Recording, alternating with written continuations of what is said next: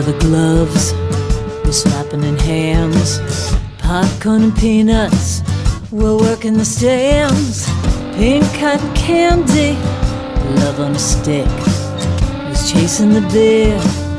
The circle the lips, play ball. Play ball. Roll up the bases and smack it right over the wall. Play ball. Play ball. Hey, welcome to Laughter Saves Lives live here on Strong Island Television, broadcast from Paradise Studios in Massapequa. I am in Belmore in my basement next to my Greek neighbors who are very nice. And we have Scott Baker on tonight. Scott has a long resume of stuff. I like to first start off with, he was a police officer and he has my utmost respect. Was on the streets of New York City back in the day. He is also one of the top improv people, duos, trios. Sometimes you're a trio, right, Scott? Yeah, sometimes duo, sometimes trio. Usually it's a duo between me and Al Isaacs or me and Vinnie Mark. Yes, he's been doing that a long time. One of the best there. Hey, you have a private party, you want to have a lot of fun. You just got to get up a lot of cash to hire Scott. That's all, you know. But he's well worth it. One of the nicest guys in the biz. So we're gonna do a little talking today. We'll start off with our schmooze, and I forgot to print out my schmooze, so I hope you can see me. But I brought it up on a computer. You can see me fine, right, Scott? I see you fine. Yeah. All right. I want to get back to you so I can see you. But July 26th.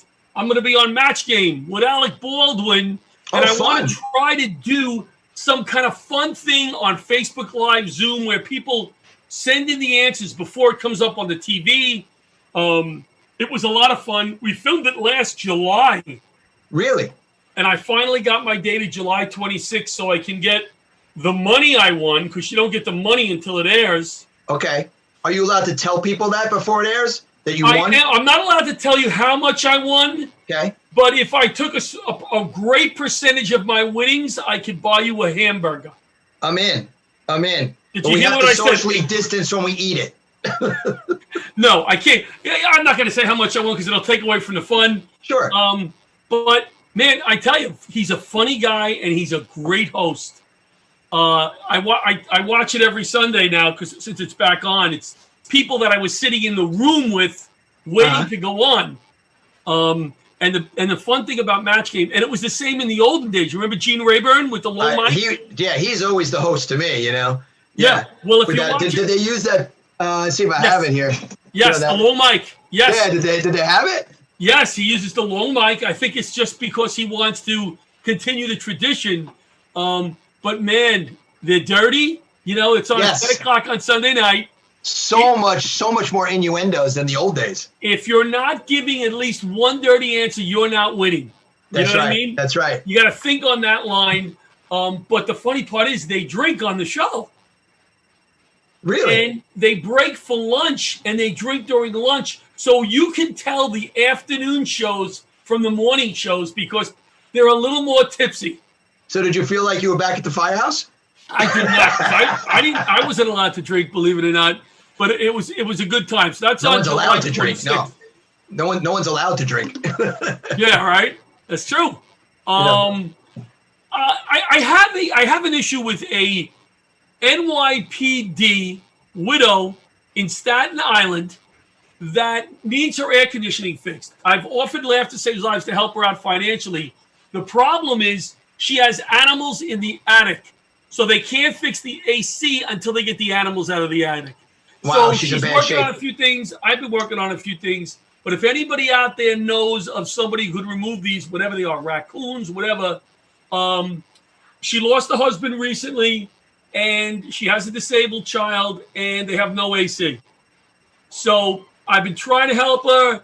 I have a few people. So please, if anybody can help us out, Laughter Saves Lives, and help this wonderful woman out, retired NYPD widow, please let us know. Scott, if you have any suggestions, let me know. I can reach out, see my private network to see if there are any exterminators out there, you know. Do they call them exterminators with animals? I'm sorry? Is an exterminator used to take? Yes. Okay. Yes. Yeah. They'll go and humanely set a trap for raccoons and take the trap, catch the raccoon or whatever it is in there and extract it and then let it go. All right. So let's see if we can get somebody out there. That'd be wonderful. That'd be wonderful. Scotty, tell us a little bit about your background in the acting. You have some stuff on the air right now? Yeah. It's funny. We have Midtown, which has been on Amazon, and we got over 1 million fans and views. And when Amazon was first, the way they cornered the market was they were giving you, if you got it, they went through a screening process. Right. And they paid you a certain amount. And then they reworked that when they got bigger and more powerful, they reworked it to pay a little more less. Now they're so powerful, they're paying you practically nothing. So it's really difficult unless you're a name to make any money on there. So what you're saying is you want me to be part of the show. So if you could possibly find yourself to, maybe rework your contract for just under 6 figures to come on.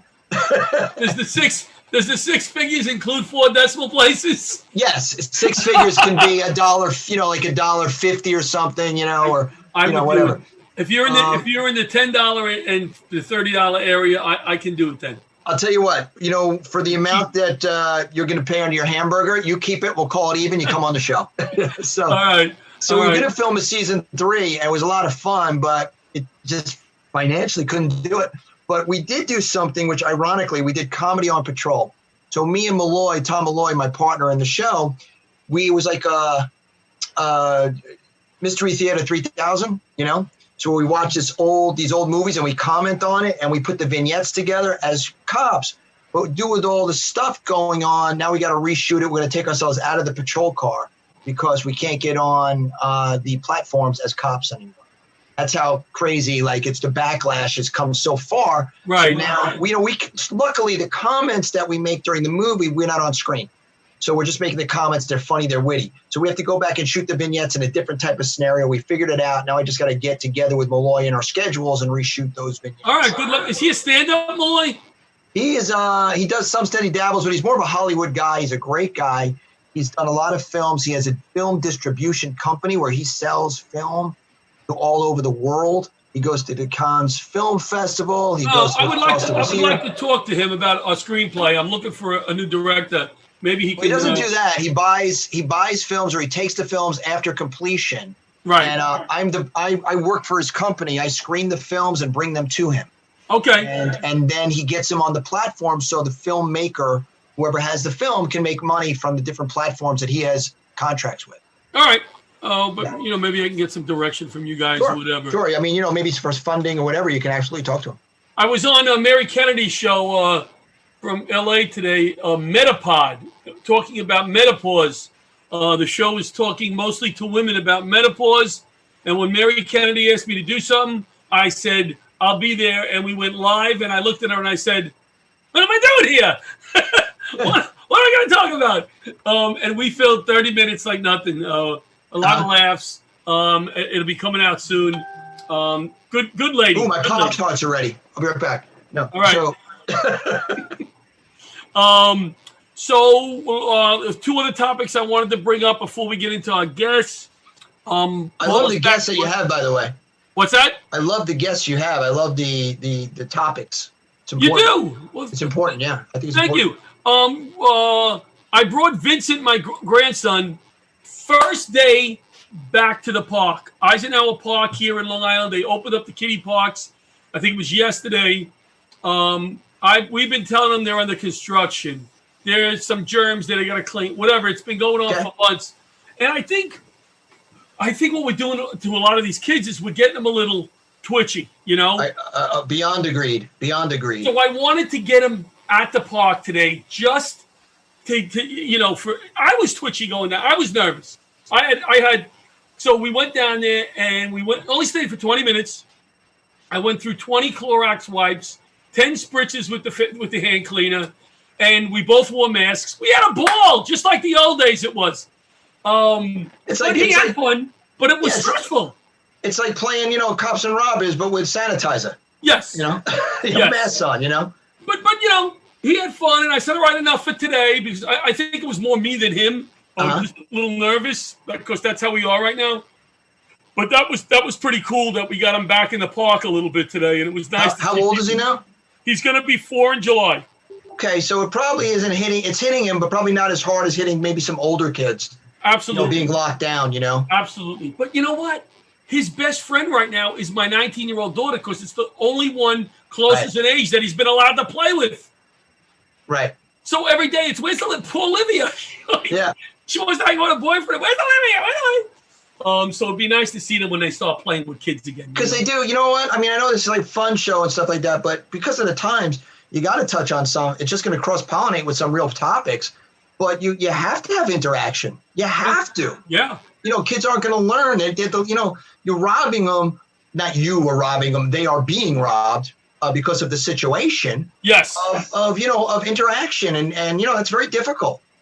It is. Mental illness, emotional illness is a real thing. It's just as concerning as the virus. And there's got to be a balance in there. I don't think there's any wrong and I don't think there's any right. I think it's a personal choice. I think what you said one day, I keep saying the mental aspect of this is just as bad as the physical, just as bad as the illness. It's what's mentally going on. People watching the news every day, reading Facebook every day, whatever. And I read you one day, you took off. You went somewhere by a lake or something. And you said to people, don't look at Facebook for the next 2 days. Don't watch the news. Do stuff. And you're right. Because when I stay away from it for a few days, I had to unfriend a few people only because of the way they're delivering their message. There's too much anger. There's too much stress.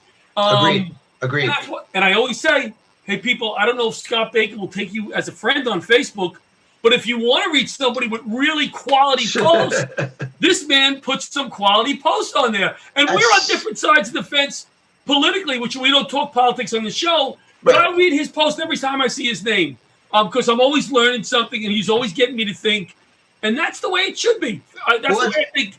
It's very kind, but of you to say that. I think, again, we're not getting political, so I'm not going to take sides. But anything that you say, shouldn't you say it realizing that you're not always right?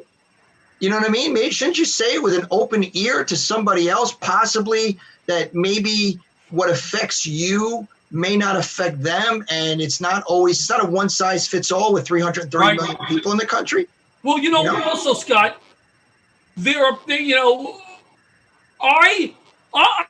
know who I'm going to vote for, and you probably know who you're going to vote for by now. Right? But you are more likely to get me to think about something because of the way you deliver your message. Whereas other people are banging the drum to the same people who agree with them. I know. It's an echo chamber. Well, why? It's on both sides. It's on both sides. Yes. Oh, absolutely. It's on both sides. And what good is that doing? I don't want to get stressed and reading their stuff. So, hey, I may like the person, but I may say, listen, I'm trying to reduce the stress in my life. I'm unfriending you on Facebook. Yes. I will be friendly to you when I see you. I like you, but I can't read your posts. Do you feel, because that's interesting how you can do that. That's a rarity. I think it's a great. Very rare. I think it's a great quality. I'm like that, but not as good because I'm looking at somebody who, if they write some real vile stuff. Well, yes. I'm looking at you going, you're shaking my hand in public, but you're calling me this in private. No, you're right. And I'm which is the real you? Is it the keyboard that's getting carried away and doesn't have a filter? Or is the real you, the guy who's really nice and you're just having a moment? And I'm with you. I'm like, dude, I've had people request me. I'm like, listen, because of your political hate, you're not your stance. Right. Your stance I can be friends with. Yes. You and I are on opposite ends, not that far apart, believe it or not. We're on opposite ends. I think I would do a political show with you. My son goes, don't talk politics, whatever. But I would love to do that type of show with you because I think we can listen to each other. I think we spoke about this the other day. Yeah, we did. With you. Listen. We can listen. And that's what's missing is people are not listening. They're just responding. I know. Hey, because how could your guy or your girl or your candidate, whatever, how can they be right 100% of the time? It's impossible. It's impossible. And that's the first question I asked somebody, Scott. Tell me a time your guy was wrong. What a great question. What a great question. You know what I'm saying? Listen, I know that's your guy. but he's not perfect. If you can't tell me a time he's wrong, then I'm not listening to you. That's right, because you lose credibility. I just had that discussion with my fiance. We're saying, the person that I happen to like, I said, I wish people who do like him, I wish they would acknowledge when this person's wrong, because it would lend credibility to when they're right. Don't, call the pink elephant in the room. You take the argument out of steam. And now, because you both agree on something, you get the other person to listen. Now the other person views you as reasonable and goes, okay, he's not just banging the drum. Let's listen. Let's have a dialogue here. And you know what? I was just listening to FAN, the sports channel up here in New York, about the mediation in baseball, and they had a mediator on, and he said that's the key to mediation. Let them air it out initially, get it all out, right? And now get them aside and say, okay, let's start to talk. Let's not go through the anger or whatever. Let's try to be realistic here. Let's talk, and let's take that fight out of it, and let's think about the other side. So that's pretty interesting. And it's also to cap it up. Whenever you have any kind of mediation or any kind of discussion or even argument, you have to start with the common ground. If you don't have common ground and you're just trying to bury the other person, you'll never get anywhere, because you're just trying to one-up them, and then it'll morph into something that has nothing to do with the situation. High five. And you have to. I'm sorry? Are you next to me? Can you high five me? No, I'm on the other side. Oh. On my screen. Nice. Did we high five? On my screen. I feel like the scarecrow. Some people do go both ways. Start with common ground and go from there. Yes. Excellent. All right, you know what we're going to do now? Let's go to our first commercial, Barish and McGeary, and we'll be back. Are our guests in the waiting room, Bobby? We have Donna in the waiting room, which I told her to hang in there for a little bit. And no Teri yet? Let me see. No, I do not see Teri yet. All right. So we'll bring Donna on after the commercial. All right.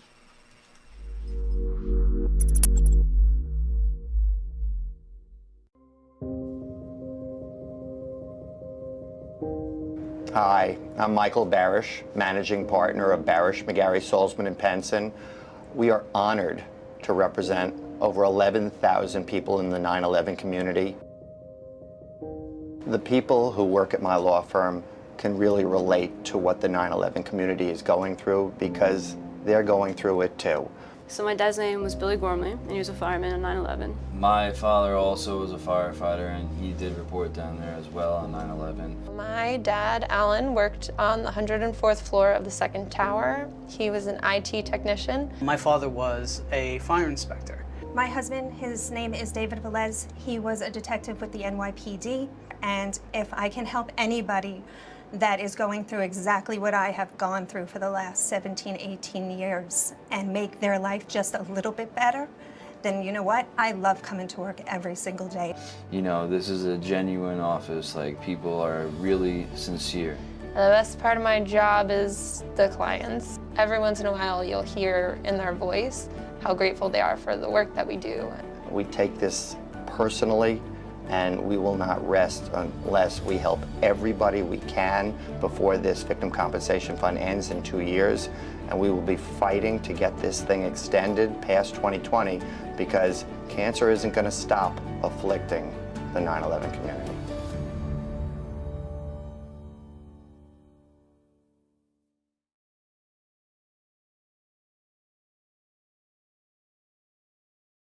And we're back. Laughter Saves Lives. I'm still in my basement here in Belmore. Hopefully we'll be back in the studio soon. My Greek neighbors will miss me, but doesn't matter. Bobby, when do you think we'll be back in the studio, by the way? Well, right now we just started bringing 1 or 2 people back at a time. So how do you do 2?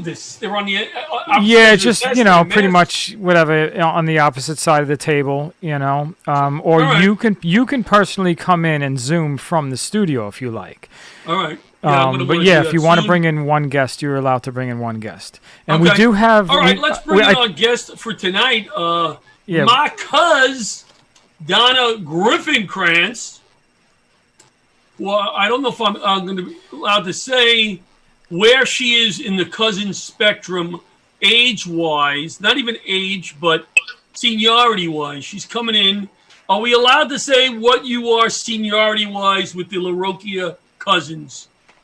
Oh, I'm here. Very good. I am the eldest cousin of 12. I did not want to say that, but she is the senior. And if you know anything about growing up in Queens, your cousins were like your brothers and sisters. That was one family, you know. We all lived a few blocks away. We ate together almost every Sunday in Uncle Frank's basement in Middle Village.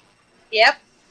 And every Sunday, good times with our two grandma and her sister, who married two brothers, Uncle Frank and Constantino, which was my original stage name. I don't know if Johnny Constantino after my grandpa. Did you know that's really? Was that your real name? It was my original stage name, Johnny Constantino. That's a great lounge act. Yeah, and what happened was I did a few years of stand-up under that name, and I sucked so bad that I said, let me change my name so nobody remembers who that guy was. So somebody saw me once and go, you know, there was a guy years ago. I go, oh, yeah, I heard he sucked. Yeah, that's right. I know, I get that all the time. Now, my cousin's here. I don't know where Teri is yet, so you'll have to carry the load right now. I apologize. Donna is a teacher up in what school district? Pine Bush Central School District in Orange County. Orange County. I pass that on my upstate gigs all the time. Yeah. There's a big sign that says Pine Bush up there. Yeah. Yes. Pine Bush is off of 17. Yep. Right past Middletown. Yeah, exactly. You know, John Walt from Jesters Comedy Club used to be up there. Oh, yeah? Yeah, he had his Jesters and Jokers Comedy Club right in that area. Okay. Well, we're looking to go up there and do a show sooner or later because I just want to see my cuz. But sorry about that. Is that you? Yeah, got it. Don't they know you're a big star here? So tell us about the challenges of doing. What did you? Or you couldn't use Zoom because they had problems with Zoom, right? Right. Originally we were told we could use Zoom as an online learning, but then there were concerns about it being hacked. Right. So because it was hacked, right? Yeah. I guess it was. Yeah. And then they told us to use Google Hangouts. So the district was using that primarily, and it was working fine. It was an adjustment, especially for seasoned teachers like myself. But we all learned, and it was fine. And we would meet with the kids a couple of times a week, prepare lessons for them, and every day was a different struggle. Many of the kids, were fine with working from home. For the most part, though, I think the kids needed to be in a classroom. So my biggest fear is what's going to come in September. The adjustment, you mean how far they're going to be behind, or? Well, there's that, but everybody's in the same boat. So I don't think I'm as worried about how far everybody's going to be behind. I think it's just a matter of how soon we can get back to normal, and I don't think that's on the horizon just yet. So that's all right. So you don't. The indications are that they may not start in school, because I was hearing things about different districts every other day. Right.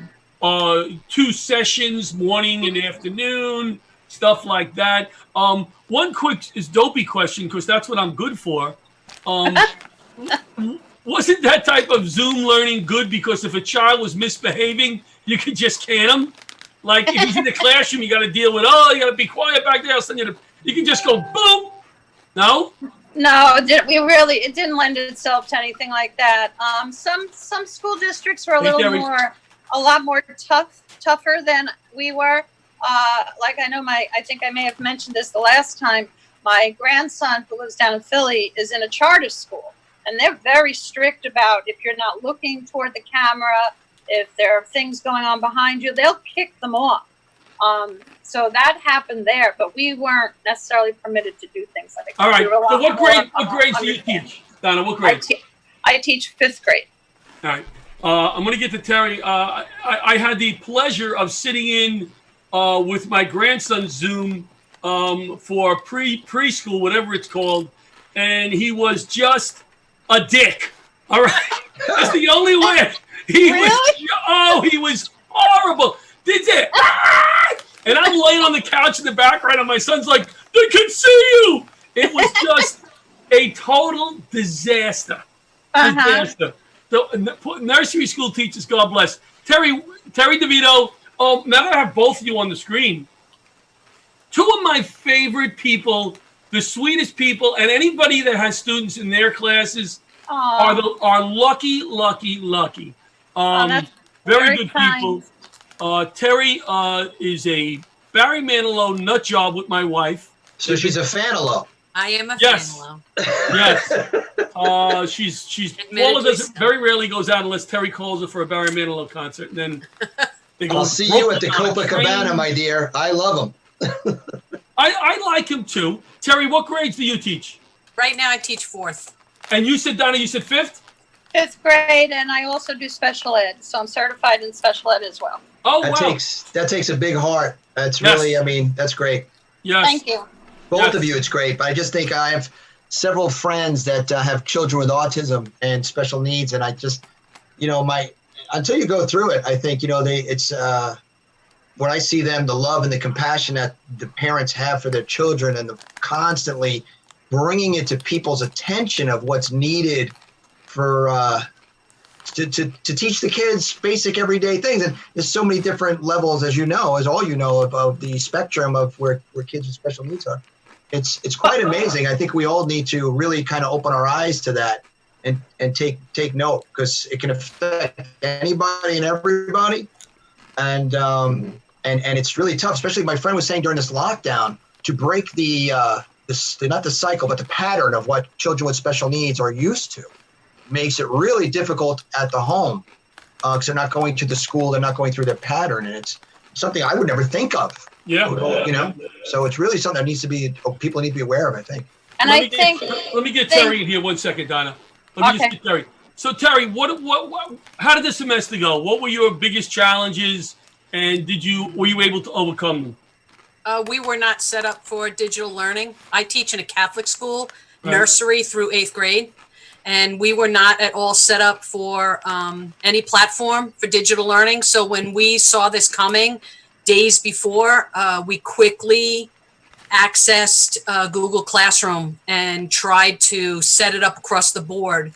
But there's a lot that goes into it. So it wasn't set up as well as it could have been had we known. And we were backpedaling for the first bunch of weeks until we could get families on board, because parents had no clue how to help their children and how to access it.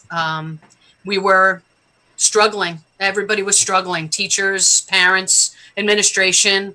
I give kudos to our tech gal who was taking phone calls day in and day out, 7 days a week. And her husband is a tech guy for a big company. So he was not around and available for her. Many teachers that I know have small children at home. So for me, my 20-year-olds that were in the other room crying about being remotely learning from a college standpoint, and they had their trials and tribulations horribly with what they had to deal with at a college level. And then you have my colleagues who had small children at home who are worried, who their child care may have been their grandparent, and the grandparents are now not allowed around them or their children. So the families were torn apart. The children are asking where grandma and grandpa are. Daddy's downstairs now. They made him a makeshift office in the basement. He would wake her up at 8:45 when he had to get downstairs and get up to work. She would take care of the children and field everything she could, and then finally get on the computer at 10:30. She was sending us emails and helping parents at 1 o'clock, 2 o'clock in the morning. Exhausting. So it was a really grueling process to get it up and running. For those families that it did quickly get up and running, if they were an intact family, if they had the ability to be home. Good with technology, right? None of us knew what was expected. I did have a few children that parents were working. They were essential workers. The kids were alone until 8 or 9 at night. What, the parents are supposed to come home and now learn Google Classroom to help their child get on. It was, I think it was more gut wrenching. We put academics to the side. I can't say that academics were at the forefront of this. It was, is everybody okay? Yeah. Hopefully 3 years from now, we'll look back and the kids will be all caught up, so to speak, and moving forward, and we'll say, well, it was just a blip. maybe next year is going to be tough. What I found interesting is when I went up to pick Olivia up at college at Binghamton, I'm trying to remember what date that was. Nobody was wearing masks at that point. No. And I had a joke. She said, Dad, you can't come into the dorm. And when I got up there, I saw parents coming into the dorm, and I said, Babe, there are parents going into the dorm. And she said, No, Dad, just you. After the speak you made last time when you came up here, your picture, don't let this guy in. Go away. Yeah, don't let this guy in. Donna, you wanted to say something. Yeah, I just want to agree with her that we didn't it wasn't as difficult for us to get started, to get it up and running. We've been using Google Classroom quite a bit. But I definitely agree that it was a struggle for those teachers that have young children at home. One of my colleagues, another 5th grade teacher, she was remarkable with what she was able to foster and implement, but she had 3 small children at home. So she was particularly tech savvy, but I know it was difficult for a lot of parents. The kids themselves, especially the kids that were the special ed kids, had such a hard time. And yet, even those kids are okay with technology, but then the things that they would have gotten from me in the classroom, they were missing. They were not getting that one-on-one that they require. So there were a lot of challenges. I was just asked to teach, because I teach, and I haven't been teaching cops and firemen and border patrol. I was doing a lot of border patrol, and they asked me the other day if could you do the class online? And I said, to be honest, I mean, Scott knows what it's like to teach cops and firemen. Yeah. They're like 5th graders at times. They're not made to sit in the seats. The only thing they do better than 5th graders is hold their water. That'd be about it, Yeah. And I said, I don't think it would be as good as me being there, because I'm looking over their shoulders. I'm running samples with them and doing the class. I said I would do it if I had to. But yeah, Scott, you wanted to add something? No. I teach I teach science and social studies in the 4th grade setting we have in my school. We're departmental, so my colleague teaches the ELA and the math, and I teach the science and the social studies. And my principal really wanted me there because I do a lot of hands-on. I teach everything. The book comes secondary to everything I put in front of them and have them touch and work with each other. And that was such a loss to have no collaboration, no small group work. I was spending, I'm in Delaware trying to keep my husband away from this pandemic, where we have our other house, and I'm trying to mail the children lima bean seeds, a lab book, and something that they can continue their hands-on learning at home. Right. Because I could tell they were just, even on the meets that we had, the droop, the sadness in them. How many did you guys have on the screen at the same time? Because you couldn't have the whole class at once. 30. Well, 30 you had at once? 30 at once. We never had all of them at the same time, but the last day when we did our farewell, which was kind of bittersweet, we have a class of 21 and 18 joined at that same time. Most of the time what we did was we offered 2 times for a Google Meet. So we would give the kids an option of either coming on at 11 or 12. But that last day, it worked. I mean, we had 18 kids on. It worked. But they, like you said, they were so, their faces just missed us. They were sad. They kept saying, they didn't really want to say goodbye. It was so tough. It really was tough. You know what hit me? I actually shed a tear. I was up at Mepham walking up that way, and the seniors came into the parking lot with their cars on decision day. When they made the decision for the college, and they were all in there, and they had the mascot, who was my daughter's boyfriend, mascot there. He's there, and they're all honking their horns, and I'm like, man, they're just missing out on so much fun stuff. Missing out. And I'll tell you, we talked about this before you ladies joined. I think there's a side of this that everyone likes to do things that are black and white and thinks of one size fits all, and it's simply not. Since we've never done this before, there really isn't a totally right answer and a totally wrong answer. Exactly. But I do think that certain things are not taken into accountability, and there's a risk reward. And I know we want to keep everybody safe, but by keeping everybody safe, John and I spoke about this, is the cure worse than the disease? Because I'm going to tell you, my daughter's 16. The loss of interaction for several months of seeing people 16-year-old, interacting yeah. as a 6 is huge. Yeah. Huge. I see it in the 9-10-year-olds that I'm working with. I just and the ones that were breaking my heart because I could see it in their eyes that they were just so lost. Kids that are they're an only child. Right. Yeah. The difference between the children that are only child and the children that have other siblings in the house, it's what monumental.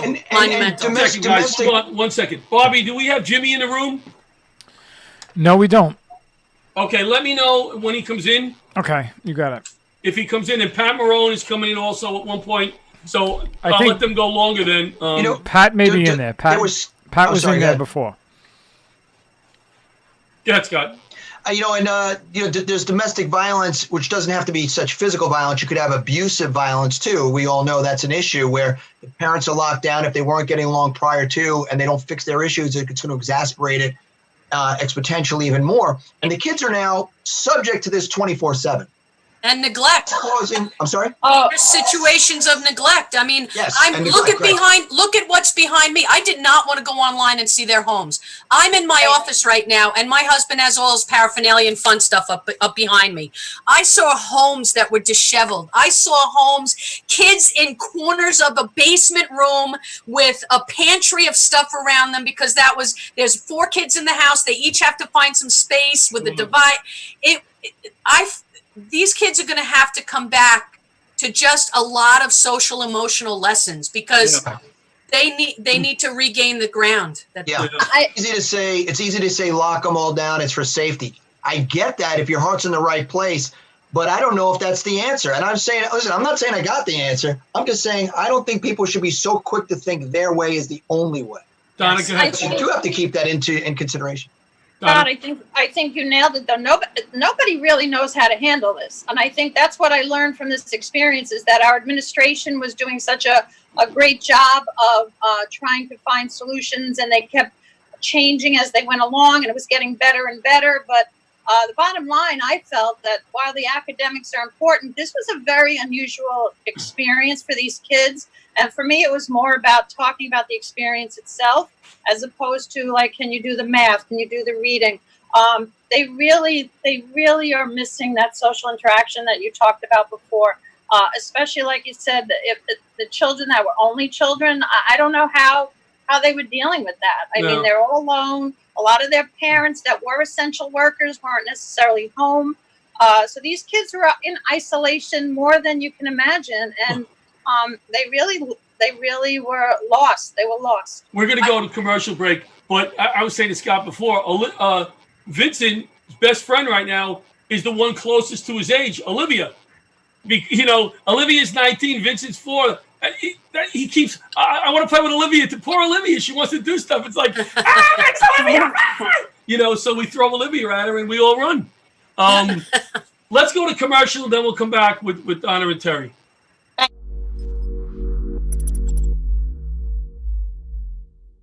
Every once in a while, I come across a product I have to tell people about. LifeVac is one of them. Now, each year, 5,000 people choke to death. LifeVac can stop these senseless tragedies. It's so easy to use. You simply place, push, and pull. You'll never regret having a LifeVac. Please visit lifevac.net today to protect you and your loved ones. Jack, put your phone away. We're having dinner. Hey, guys. Hi. Hi, how you doing? What can I get you? You guys want appetizers? For some reason, I just got a craving for smoked meat. Well, you ordered something already. The menu hasn't changed. You looked at it 3 times. I don't know what I want yet. I wanted chicken, but I think it's blackened, so I'll just have a burger. How'd you like that cooked? Medium. Do you have any specials? Specials? Boss, what are specials? What's the matter? You don't know the specials? Look at this smoke. What smoke?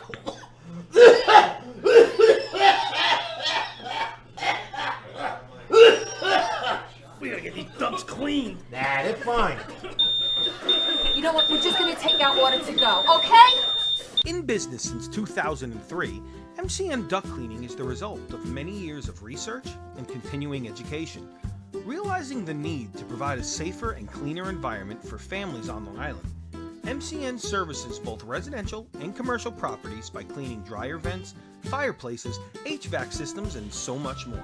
This not only improves air quality, but it could also reduce your energy bills by making things run more efficiently. So, if you want to make your house or business safer and cut down on your bills in the process, give our friend Matt over at MCN a call now.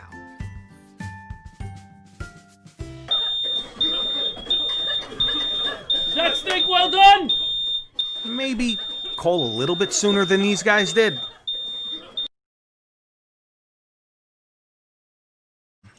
We're on? You're Bobby, on. are we back? Because I can hardly hear you. You are back, sir. All right, we're back with Teri and Donna and our co-host tonight, Scott Baker, who's doing just a wonderful job in yellow tonight, Scott. You're looking very dapper. It shows your muscles. You had to wear the cut-off shirt to make me feel, I have a little bit. I do my weights every day, but I'm not Scott. I'm in the add-on room, and there's no AC in here, so I got the garage door open because my fiance's in the other room watching TV and the dog and everything, so I got no air in here. That's what people ask me sometimes. They go, are you still on the job? Are you still a fireman? I go, you want this responding to your house? Is this condition you want somebody? I don't think so. But I'm flattered by that. And like I said earlier, that was on the other show I did. I love when people come up to me and they go, hey, listen, can you tell your kid not to touch that? I go, I'm the grandpa. Come here, give me a hug. And I go back and always tell my son, today somebody thought I was the father. So let's wrap this up, and then we bring Patty in. So next semester, you guys think you're going to be back in the classrooms or not? I don't know. Diocese of Rockville Center's hurting. Yeah? I don't know. They are talking about alternate schedules, alternate days, alternate buses. So I don't know what they're going to do. I don't know how they're going to fit 10 and 11-year-old kids 6 feet apart when there's like 21 kids. I don't know how they're going to do that. So it'll be interesting. So I don't know. If they're wearing masks, do they have to be that far apart? I mean, if we're wearing masks, we could be less than 6 feet. Isn't that the whole idea? Socially distance or wear a mask? I suppose. I don't think they've established that yet. Like I said, I don't think they know yet what we're doing. I think we're going to get some cues from what happens this summer. The school that I teach in, houses Camps R Us, which is a big thing on Long Island, and a lot of the parents use it for childcare. And they are trying to open their doors according to CDC rulings, guidelines, and what they're doing is keeping the kids supposedly in small groups of 15, in separate areas, separate classrooms. They're not allowed to intermingle on the fields or anything like they used to. Right. They're putting a whole bunch of guidelines in. They will wear a mask into the building, from what I understand. When they get with their own grouping, they can take it off. If anybody in that grouping has illness from home, then they have to report it. Then that group is, I don't know. I think we're going to learn for school in September. I think we're going to learn a lot by what camps do. Yeah. What if you're looting the school? Do you have to wear a mask then? What are the rules on that? Can you loot without the mask in the school? Can you do that if I come in and take the computers? No. Can we have, you can bring Pat in right now. Good luck, Teri. You are in, did you move yet? No, I'm in New York right now. We're trying to pack it up and move along to Delaware, but for now we're staying in New York. So I'm not. Well, we'll miss you when you move to Delaware. Come visit. She's one of the best neighbors and people and PTA people, whatever you could ever find. And I met Teri in nursery school when Olivia was in nursery school with her twins. That's how I know Teri. We've known each other a while. Yeah. Wow. Yeah. Still belong in nursery school. Yeah. John does. Even before an introduction, you come in with a shot. You got. Well, John, I'll tell you, this show's really bringing the Johnny Constantino out on you. It's really entertaining tonight. Hey, I'm glad you were watching. So let's say goodnight to Donna and Teri. Guys, thank you so much. It was very interesting. Thank really you. And thank you for teaching, doing a great job. Yeah. Be safe. Thank you. Thank you very much. Teachers like that. Good night. Good night, gals. Good night. As they say, gals. Good night. Good night, guys. So we have Pat Marone is joining us. Quickly, Hey, Pat. Patty, I wanted to Pat. end the show, Scott. I always like to end the show with a funny, bring a comic on, get a funny. We're still waiting for that comic to Well, there come wasn't in. no funny going on the whole show, so we had to do something. Hey, listen, laughter saves lives, saving lives, teaching. We can't always have the yucks, but we appreciate you filling in for the funny guy that didn't call in. We appreciate that. No, Pat, this is like, you look fantastic. Yeah. You do. I just want to know if it's a Zoom, but it agrees with you. It's the Zoom. It's the Zoom. You should. I'm gonna start walking around with a Zoom around me. Before you get don't even go out. Just, you know what? You can cook in the home, right? You cook in the nursing home, the assisted living. Yeah. You're a chef. Yes. Right. You can do that from Zoom. That's how good you look. I'm gonna start doing it from Zoom.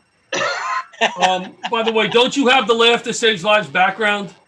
Yeah, I do, but I figured I'd change it up a little bit. I want to look like I'm in Manhattan, All right. I like it. You look good. My background. After I'm finished, I'm gonna go out and protest. I'm just protesting the show, not anything else. I'm protesting. I understand. How you guys had me in the waiting room for about a half hour, so I'm protesting the show. But didn't you see the snacks he has back there? It's great. We were waiting. We were waiting for the other guest. I was so excited to see Scott Baker. I mean, Does he look good? He looks good in yellow. It shows off his tan. He just had a dress. Shirt. I wanted to wear a yellow shirt. I wanted to be like Scott. You do look a little svelte, Pat. I'll tell you, Scott is a lot of fun. I took his class for improv, and I miss it. We had a lot of fun in that. I miss it too. We had a lot of fun with you guys, man. You really did. Yeah. We will miss the You're interaction. great at what you do. You really are. Patty. Thank you. Like John said at the beginning of the show, I do enjoy your posts. You're a very level-headed guy, and you talk with reason, and I respect you for that. You're a great guy. You really are. That feedback is really nice to get. Thank you. I agree. Appreciate Mr. it. Pat. Yes. Give us in a nutshell. Is things improving at work? Are they eating in the dining room yet? Or are you still bringing up meals? Things are improving at work. It's great, but no, they have not let us. We're still serving in the rooms. We're trying to get word from when he's going to let us do it. It's tough because when they're out, they do hallway activities. Right. They'll do bingo. We have areas for bingos, but we haven't brought them into the dining room yet. Father's Day, I'm going to do a little barbecue out. I saw that. Yeah. We're going to let like 20 people go outside or something like that. Nice. Socially distance them together because we Right. have an outside patio. But it's really getting tough. And the other part is tough is the families have to do window visits, FaceTime, and that's not good. Not that it had to be done, but I'm trying to say it's very difficult because you see the sadness after they're done with the visit. It's almost like they need the interaction like Sure. Like the kids do. So the seniors, they look forward to that. I was talking last week about my dad's sister who he visits 3 or 4 times a week at home. She's been in a rehab, and I got to bring a stool for him to look through the window and talk to her on his cell phone. Thank God she's on the first floor. It's really hard. I think they should come up with a scheduling that if the people are, they're wearing a mask, they can wear a gown, a shield, and we have rooms. They have their own rooms. Like maybe they can let them go into the apartment with the resident. So you're social distancing from everybody else. You're just in the room. And Patty, I heard something came down today about that they're going to leave it up to the facilities. I hope so. That'd be what I heard today. Leave it up to facilities for what? For who can visit? To handle visitation, if any. Yeah. Yeah, I think, again, we spoke about this before you came on, Pat. We were talking about this is a country of 330 million. It's not a one size fits all. So what may be good for this family, say this family member is sick and passing away and you're still not letting people in. What, Scott? I think we did have people in the last few weeks that were, they knew that they were passing away, and we did let them, see the resident and spend time with him because that'd be totally, it's horrible. Yeah. Because I had friends that lost their father-in-laws or father or somebody, and they couldn't go see them. Yeah, it's a horrible, horrible thing. And Terrible. I know it's not done. It has to be done, but it's very difficult. Yeah. Well, I always say it, and I always give Patty a little plug, and he still continues to give me digs, but I still give him plugs. They're lucky to have him over there with that smile and that face, and him busting people's balls and making them laugh. And he dresses up. You know, every holiday he dresses up. You're just an amazing man to do that. Many people punch a clock when they go to jobs like that, but not you. And he said to me today, you know, I changed the Laughter Saves Lives Responders Tour. I'm calling it now the Laughter Saves Lives Heroes Tour because I'm including healthcare professionals. And I said to them, Pat, to me, you're a hero. Our senior citizens are in these places. Oh, let me finish because maybe you'll never bust my balls again and maybe be nice to me. Many of these are relatives. My dad's getting there. My aunts in the place are in these places. We can't be there every day, all day. And to know they have people like this, and we said Danielle last week, who are interacting with them on a daily basis with a smile like that, you know, and kidding around with them. We have a great hero. team. I'm sorry. That's a hero to me. We have a great team of caring people that work. You do. I mean, I'm not saying it because I work there. You don't always have that, though, Pat. You really don't. People, you know, that work with us, and it makes it better. And, you know, I love people. You know, I enjoy being with people. I love making them laugh and stuff. So, you know. Listen, Patty, it's the nice real to have heroes are the doctors and the nurses. That's what the real heroes. Yes, but you too. And it's good that you have a place like that to make people laugh. Because when you get on stage, not so much. You know what I'm saying? Right. Kind of stinky down, but you have people at the whole. And it's going to be worse now. Most people work out their stuff on their friends and they bring it to stage. Pat works his stuff out on stage and then brings it to the home. He does a good job. He does a good job. Now I don't even do stand. I dance for the residents in their room, and I don't even do stand up anymore. he discovered TikTok now. He's like a TikTok crazy man. Just get it fun. You know what? It makes my staff enjoys it. They always say, "When are we It's going fun. to go again?" We have fun. But you are a hero though, because I mean, there's physical hero and there's emotional hero. They're both all for mental, for health. Physical health is maybe the doctors and nurses, but to keep their spirits up. Yes, I tell you, that's a gift, brother. Yes, Thank you. That's why I got into the entertainment business. I want to make people laugh. You know. And you do, and so how long you been male dancing then, Pat? Male dancing. I'm done. About Chippendales, they are doing an over 55. Weight limit, so I got to come down a little bit. I told you he dresses up. He also does some female dancing now that not many people know about. I'm not judging him. I'm not wearing a white wig and a black robe. You don't see me banging a gavel. I'm no judge. You know. I wear one of those bathing suits. I put a potato in my pants and I go around with it. You know. Hey Bobby, what time are we going till tonight? The usual. You can go to 9 o'clock. All right, good. Speaking of potatoes, remind me not to go off my no-starch diet now. Thank you, Pat. Are you having any cornfish lately? We went during the improv class. I don't remember the exact bit it was, but we were doing like this thing. And all of a sudden, I think it was one word at a time, Mr. Know-It-All. So something about corn, and like I make corn, and then Pat goes fish. I'm like, whoa, I got to stop the class. I'm like, you're a chef and you're making cornfish? That's your dish? Cornfish? I thought it was a running joke forever. I thought it was an improv class. But the problem, what really happened was we were inside the bean and I couldn't hear. So I thought he said cornfish. I said, what the hell's a cornfish? And then they were saying something about a muffin. I said, yeah. Put the whipped cream on the muffin and put it in the oven. I mean, I didn't know what they were saying. It was great. And he's such a likable guy. Just real fun doing it at the Bean. Les Deegan, not here, but he's a great guy for setting that up. I had a lot of fun with him. Good man. Les Deegan's got a great heart. Yes, he does. Pat, what was the meal tonight for over there at the facility? What did you make? Spaghetti and white clam sauce and chicken cordon bleu. Chicken cordon bleu? Yeah, spaghetti and white clam. Invite people in? How does this work? That sounds delicious. I whipped up a dish tonight. I'll give you a sample meal. That's cheaper than going to Parkside over there, by in Corona. Tony's, yeah. My family, Patty, complains about my cooking. Are we coming home today? I said to my wife, what do you want to eat? So here's what I made tonight. This is normally what I do. I took some chicken, and I took some pasta, and I took some zucchini, right? I sauteed all of that up in a wok. And then I take the first three, I close my eyes and take the first three spices I can grab, For real? put it in there, and there we go. That's how you cook, John? Yeah, sometimes like an episode of this sucks. Other times, this is great. It's fun. It's I've never had cinnamon garlic onion. Hold on. I'll send you this. That's exactly what we had tonight. It looked like our Guy Fieri episode we did with actual horse comedy. Yeah, we do a lot. We got to get Scott one of those videos. That son made me eat that garbage. They put raw stuff in the sun, and I took one like for the team. You were filming. He had to taste it. We do some fun videos, Scotty. I would love to have you in one. My son does these videos, actual horse comedy. He'd be perfect for it because he's great at improv. Oh yeah, yeah. Listen, man. When it comes to, we're fortunate. Not to say people know John and I are very, very, very blessed that we put our time in and we get a small pension for what we do. So it does alleviate some of the stress of something like a pandemic, where when the bookings slow down and our entertainment is shut down.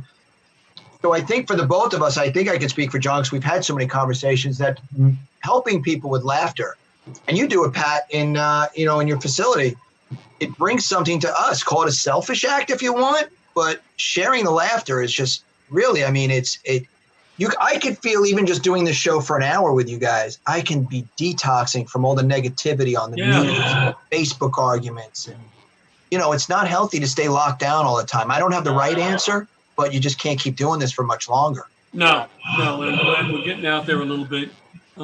September 4th. Hey, Bobby, you want to throw up that flyer? September 4th, October 3rd, whatever it is? Sure. Oh, I won't be able to see it. September 4th, we're doing the show at Malloy College with JJ Boyd, Helping Through Humor, Chris Roach, Joe Starr, myself, and JJ. We're raising money for many different first responder military charities, not only locally, but nationally. So you're going to click on the internet, pay $25, $20, and go see the charity of your choice. What was that, Patty? $25. $25. It's a country right above Antarctica. They deal with dollars. It's more valuable than Bitcoin. And then we have, what other flyer we have up there? October 30th or 3rd? The faces is making right over the wall. October 3rd. Oh, Pat's on that show. That's right. We got Pat, Richard Walker, Maureen Langland, the Freeport Yacht Club. The show's cost $25. I don't know what the fee is. It's on a flyer. Pat's a bastard. Pat's a rat bastard. So $25 will get you 3 cornfish, Pat. He makes a mistake and everything. Maureen Langwin. You know what? I make a mistake and I go right through it, and you got to pull it out. The audience probably doesn't even hear it, and you always got to pull it out. Scott, thanks for co-hosting tonight. Thanks for having me. It's a lot of fun. Sorry we missed Jimmy, though, but, it was good anyway. We'll get him next time. Next time. Jimmy's a good guy. Marone, always a pleasure. One of my Laugh to Save Lives buddies. Thank you. Thanks for taking the time. See you, Scott. Keep up the good work. You too, Pat. Keep being a hero, brother. I admire it. All right, guys. Have a great night. Laugh to Save Lives Live. We're out of here. Good night.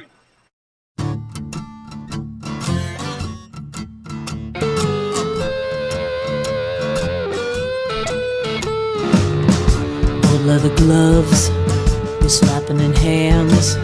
Popcorn and peanuts, we're working the stands. Pink cotton candy, love on a stick. He's chasing the beer, the circle, the lips play ball.